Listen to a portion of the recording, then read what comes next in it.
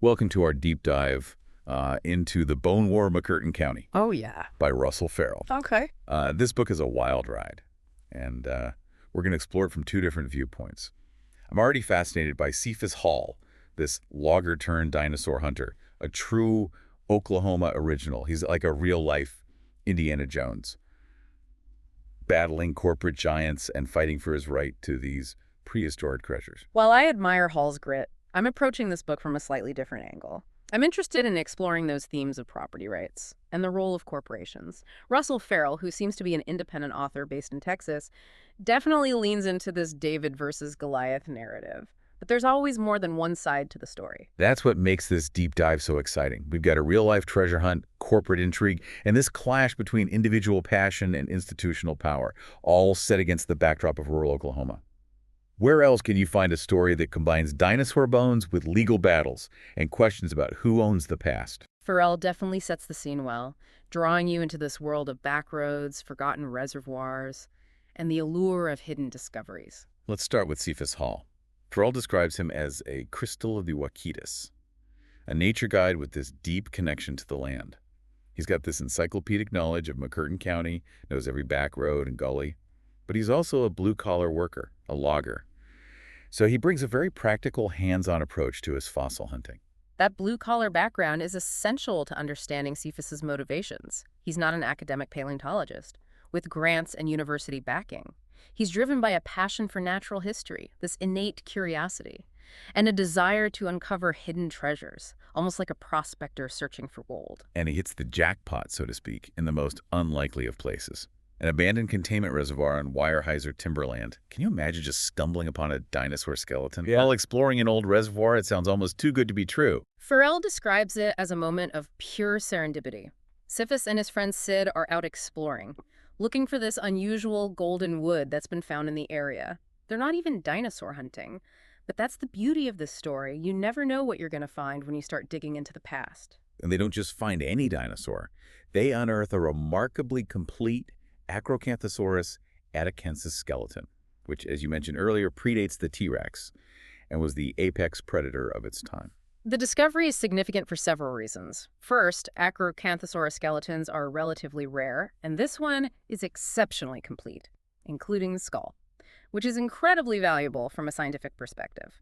Second, the find challenges some of the assumptions paleontologists had about the distribution and behavior of this species. It opens up new avenues of research, adding to our understanding of the prehistoric world. It's fascinating how Ferrell captures the excitement of the discovery, but also the challenges Cephis and Sid faced. They're working in difficult conditions, constantly battling the elements, worried about flooding, and even encountering venomous snakes. It's a reminder that scientific discovery, even in the modern era, can be a gritty, hands-on affair. They didn't have fancy equipment or teams of assistants. It was just two guys, their tools, and an unwavering determination to unearth this treasure. And that's where the Bone War begins, right? Yeah. The discovery of this valuable dinosaur skeleton sets off a chain reaction of competing interests. You've got Cephis and Sid who want to preserve the find and potentially profit from it. Then there's Weyerhaeuser, the corporate landowner, who initially seems indifferent, but quickly realizes the potential value of the find and asserts their ownership rights.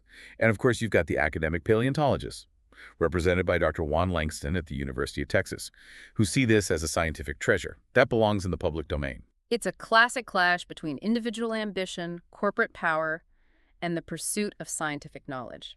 Ferrell frames it as a battle between the little guy and the establishment. And it's hard not to sympathize with Cephis and Sid, who are just trying to navigate a system that seems designed to work against them. But let's be honest, there's a certain entrepreneurial spirit in Cephis as well. He sees the potential value of this discovery. And while he's passionate about preserving it, he also wants to be fairly compensated for his efforts. It raises those thorny questions about who owns the past and who gets to profit from scientific discoveries. And those are precisely the questions we'll be digging into. As we continue our deep dive into the Bone War of McCurtain County, Ferrell does a great job of setting the stage, introducing us to these compelling characters and the forces at play. He also hints at the legal battles, the corporate maneuvering, and the emotional toll this whole ordeal takes on Cephis and Sid.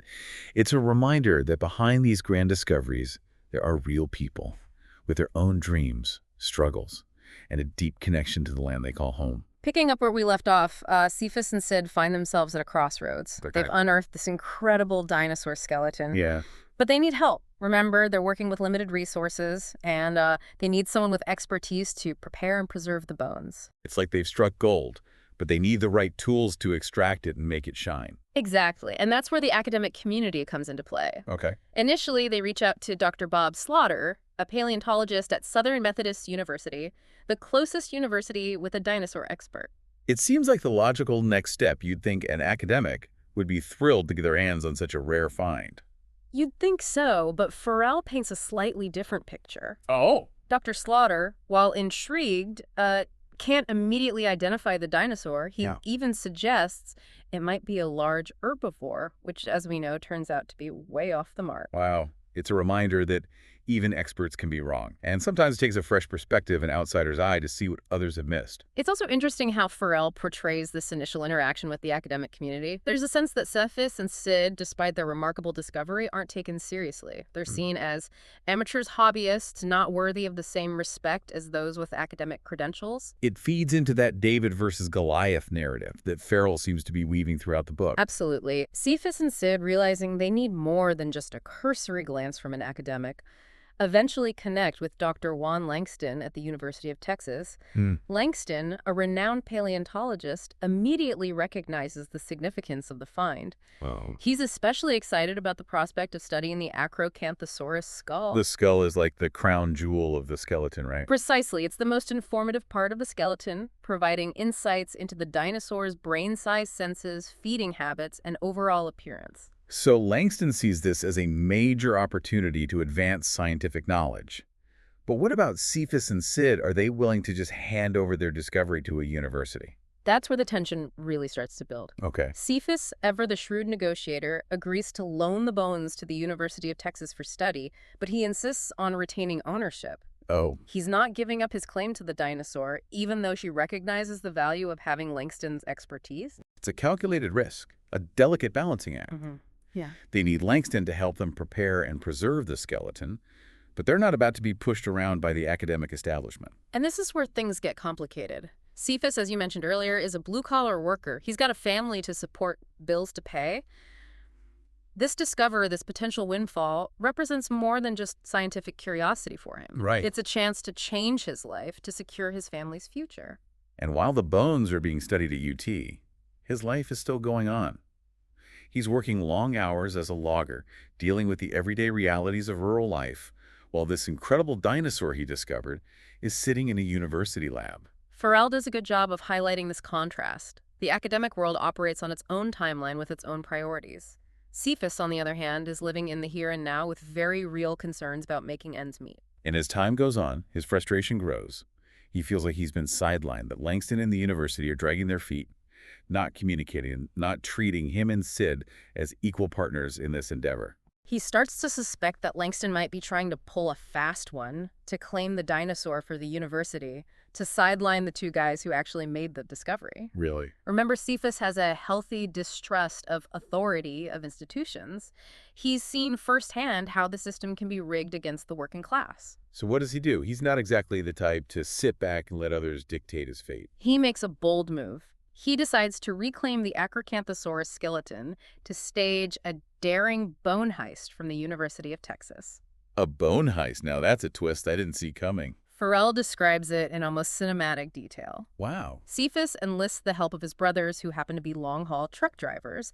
They hatch this plan to sneak into the university lab, locate the bones, which were stored in the basement, and load them onto a truck without getting caught. It's a scene straight out of a heist movie. It's hard not to root for Cephis and his crew as they outsmart the university's security and make off with their prehistoric treasure. But as you can imagine, this bone heist has consequences. Langston is furious. He feels betrayed, humiliated.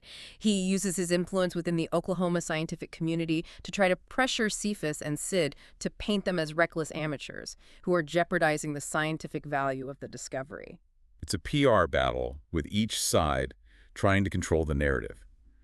Cephis becomes this folk hero, this symbol of defiance against the establishment, while Langston and the university are cast as the villains trying to steal a discovery that rightfully belongs to the people who found it. And this is where a new character enters the picture. Alan Grapham, a commercial fossil dealer. Okay. He sees an opportunity in this chaos and this clash between Cephas and the academic community. Grapham is the wild card, the deal maker, who thrives on the high-stakes world of dinosaur fossils. He approaches Cephas and Sid with a proposition. He offers to buy the Acrocanthosaurus skeleton to take it off their hands to relieve them of the legal and financial burdens they're facing. It's a tempting offer, especially considering the pressure they're under from Langston and the university. But can they trust Grapham? That's the question that hangs over this entire transaction. Cephas, already feeling betrayed by the academic community, is wary of anyone who comes bearing promises of easy solutions. So do they take the deal? Do they sell the dinosaur to Grapham? They do, but it's not a simple transaction. They agree to a payment plan, with Grapham essentially taking on the responsibility of preparing the skeleton and finding a buyer. It's a gamble for both sides. This whole situation is a gamble. They're navigating a world they don't fully understand, a world where scientific discovery collides with financial interests and personal ambition. And just when you think things can't get any more complicated, Weyerhaeuser enters the legal fray, asserting their claim to the dinosaur as the rightful owner of the land where it was found. It's a legal battle that drags on for years, draining Cephas and Sid's resources, testing their resolve. Ferrell really captures the emotional toll of this whole ordeal. They're fighting for their rights, for their dream, but the system seems designed to wear them down. It's a reminder that sometimes even the most incredible discoveries can come at a steep price. But Cephas, as Ferrell portrays him, is not one to back down. Right. He's a fighter, a man who believes in standing up for what he believes in, even when the odds are stacked against him. This whole saga is a testament to his persistence, his resilience, and his deep connection to the land and its secrets. And as the legal battle rages on the Acrocanthosaurus skeleton under Grapham's direction undergoes a transformation, the bones are meticulously cleaned, prepared, and assembled, revealing the full majesty of this prehistoric predator. It's almost like the dinosaur is being reborn, brought back to life after millions of years. It's a powerful image, a testament to the enduring fascination we have with these creatures from the past. But the question remains, where will this magnificent skeleton ultimately end up? That's the question that drives the final chapters of the book. Will it go to a private collector, disappearing into a vault never to be seen by the public? Will it be returned to the academic community, a trophy for the institution that tried to outmaneuver Cephis and Sid? Or will it find a home where it can be shared with the world, inspiring awe and wonder in generations to come? These are the stakes, the competing interests, the human drama that unfolds against the backdrop of this remarkable dinosaur discovery. We'll explore the resolution of the Bone War, the fate of the Acrocanthosaurus skeleton, and the broader implications of this saga in the final part of our deep dive. We left off with the Acrocanthosaurus skeleton caught in this tug-of-war. Cephis and Sid are battling Weyerhaeuser in court, while the dinosaur itself is being painstakingly brought back to life by Alan Grapham and his team. It's a fascinating paradox. This ancient creature is at the center of a very modern conflict. Ferrell does a brilliant job of weaving together these different threads: the scientific process of preparing the skeleton, the legal complexities of the ownership dispute, and the emotional roller coaster Cephas and Sid are on.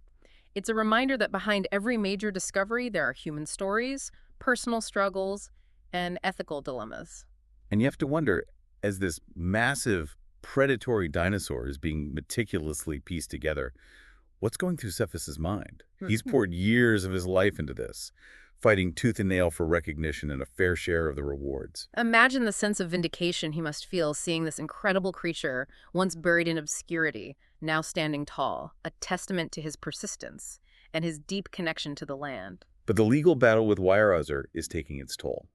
Ferrell doesn't shy away from the financial and emotional strain this puts on Cephas and his family. They're facing a corporate giant with deep pockets and a team of lawyers. It would have been easy to give up, to walk away. But that's not Cephas's style. He's stubborn, determined, almost obsessed with proving that the little guy can stand up to those in power. It's a theme that resonates throughout the book. This idea that ordinary people, driven by passion and a sense of justice, can challenge the status quo. And remember, Cephas isn't just fighting for himself. He's fighting for the right of everyday people to make discoveries, to own a piece of the past. He sees it as a matter of principle. It's a compelling argument, especially in today's world, where corporations seem to have an increasing influence on everything from our food supply to the information we consume. Now, while this legal battle is raging on, Graham is working diligently to find a buyer for the Acrocanthosaurus. He knows this is a unique specimen, a treasure that will attract attention from museums and private collectors around the world. So the stakes are getting higher. And the future of the dinosaur is still uncertain. But here's where Cephas's values come into play.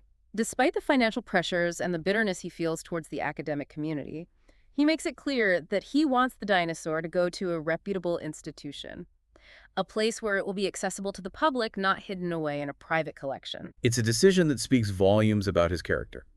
He could have easily sold it to the highest bidder, walked away with a fortune, but he chooses to prioritize the dinosaur's legacy, its educational value. And that's ultimately what happens. After years of legal battles and negotiations, the Acrocanthosaurus skeleton is sold to the North Carolina Museum of Natural Sciences. It's a fitting end to this incredible saga. The dinosaur, nicknamed Fran, becomes the centerpiece of a new museum wing, a symbol of scientific discovery and the perseverance of those who unearthed it. It's a victory for Cephas and Sid, but it's also a victory for the public. This incredible creature from the past is now on display, inspiring awe and wonder in countless visitors. But Ferrell doesn't end the story there. He explores the aftermath of the Bone War, the lasting impact on Cephas and those involved. Weyerhaeuser, stung by the negative publicity and the loss of the dinosaur, implements new policies restricting public access to their lands. It's a move that's met with criticism from local communities and amateur fossil hunters. They see it as a way for corporations to control access to the past, to limit the potential for discoveries like the one Cephas made. It raises those broader questions we've been discussing. Who owns the past? Who gets to benefit from scientific discoveries?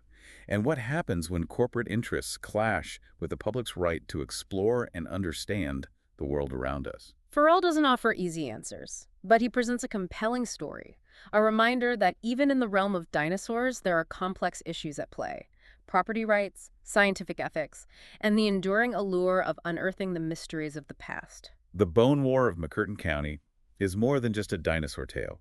It's a story about human ambition, the power of persistence, and the importance of fighting for what you believe in. It's a book that will stay with you long after you finish reading it, and it definitely sparked a great conversation today. Thanks for joining us on this deep dive. Yeah, this was great. I really enjoyed discussing this book with you. I think what resonated with me most was Cephas Hall's unwavering belief in his own abilities.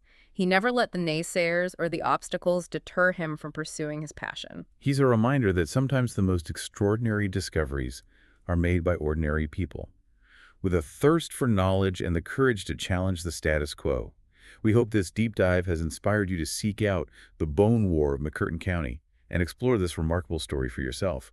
You might just find yourself digging a little deeper into your own backyard, wondering what treasures lie hidden beneath the surface.